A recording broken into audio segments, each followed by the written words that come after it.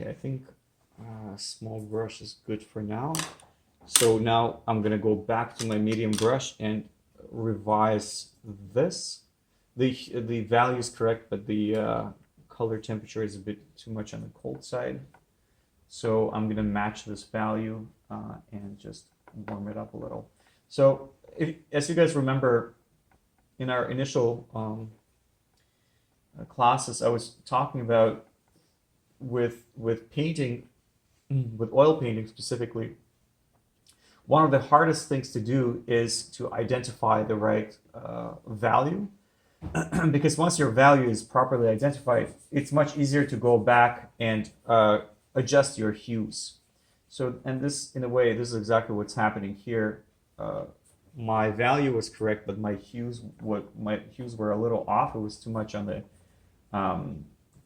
the cold side. So I'm just gonna warm it up, which is why we used different brushes at the beginning, because in oil paint, it's much easier to shift once you have your values right. It's much easier to shift hues than shift values. So at the beginning, we used kind of the simplest way to describe all the values, just by using pretty much 4 to 5 pigments, and then we're at this point we're exaggerating, or rather expanding our range of hues, and we're able to create this variation in color temperature.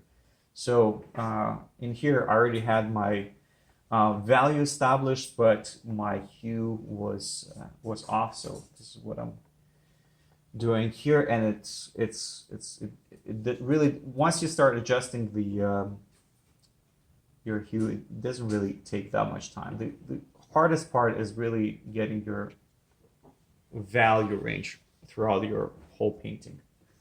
And once you do that, it's much easier to go back and do those micro adjustments in color temperature and in shifting your hues.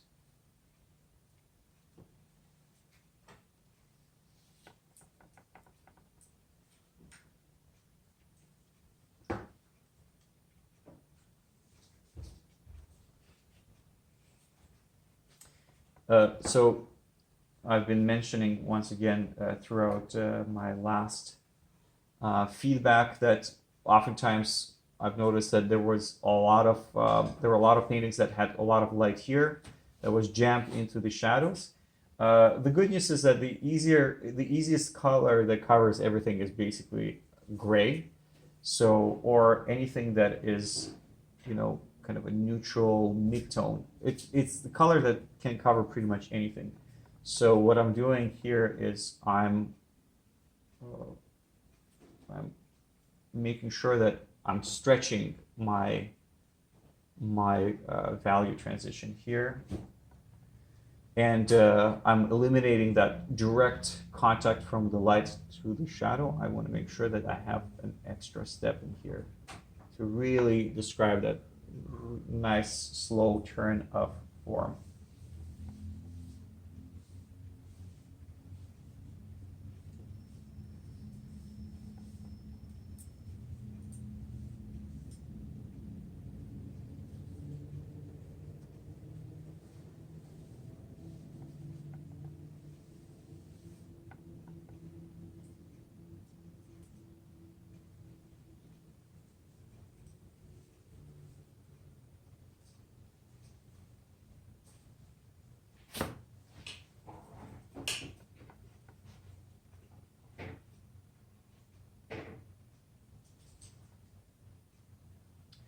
Okay, so at this point, there are 6 minutes left. So there are a few things I can do. I can either complete this, or I can revise my value transitions on the face and smoothen them even more. I do think that I'll benefit a lot more by quickly covering my background, getting the basic value of the shirt, and just having the painting have more of a finished look than trying to get few nuances here because the painting won't get advanced that much. So, and if there's time left, then good. And if not, well, at least I'll have something more finished. So first thing, I'm gonna go back to the color that I've used for the background and complete that. If you guys have the opportunity to fill in the background, I would say now would be a good time. It shouldn't take you too much time, and it will make your painting look a bit more advanced. And then we can throw in the some colors to describe the shirt.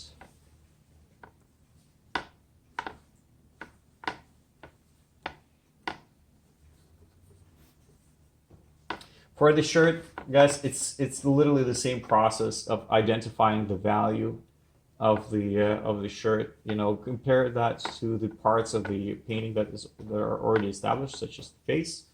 And once again, compare the value. Ask yourself where on the tonal range is the highlight in comparison to the face, and where does everything else stand, and that will help you do the rest of the work. That will help you to find the rest of the values much easier.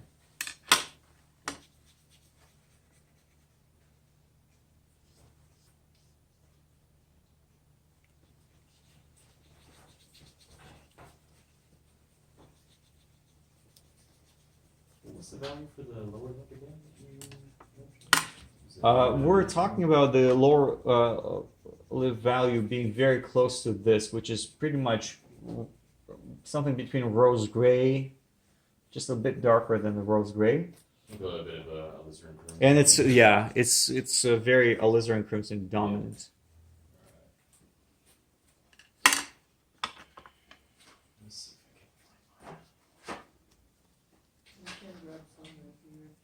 Yeah, it'll actually save a lot of time instead of just searching for it. Thank you very much.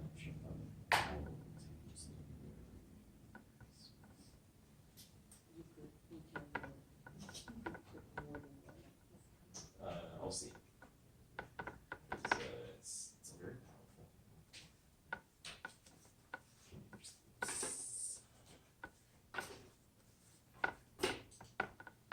Just grab a little bit.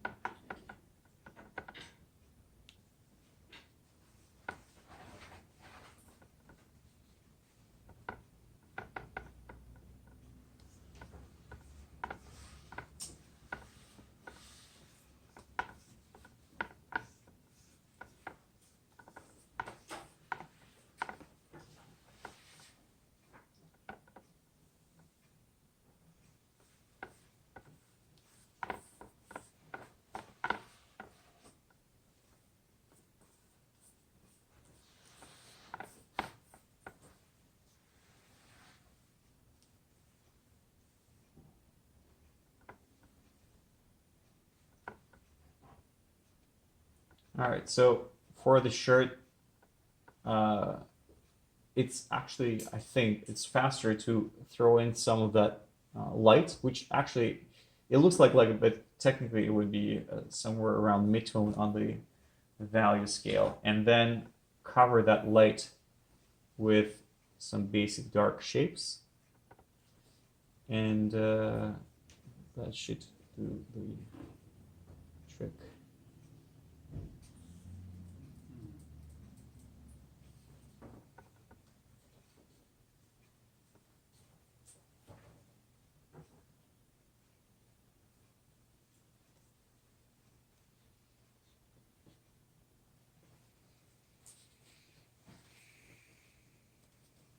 So there's 1 minute and 49 seconds left. And the only thing that I haven't done would be the earrings. Now, there is an easy way to do the earrings, and then there's a hard way to do the earrings. And the easy way would be just to take your titanium white, tiny brush, and blast titanium white highlights that follow the form of the earrings. Now, the only way it's gonna work is that your hair kind of has to be indicated behind. So if your value is darker, it's really great because that's exactly what you need. So, and then once you do that, you can, with the same small brush, you can take your darks and insert the darkest parts of the earring, and that's pretty much it. All right, cool highlight here as well. Yeah, that will do.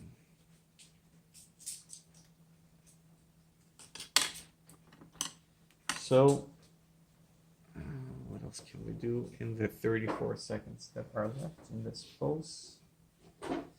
Probably the edges.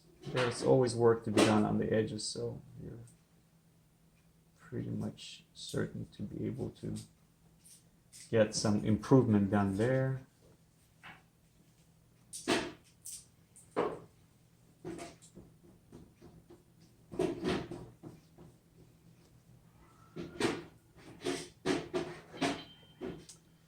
And there we go. Thank you very much.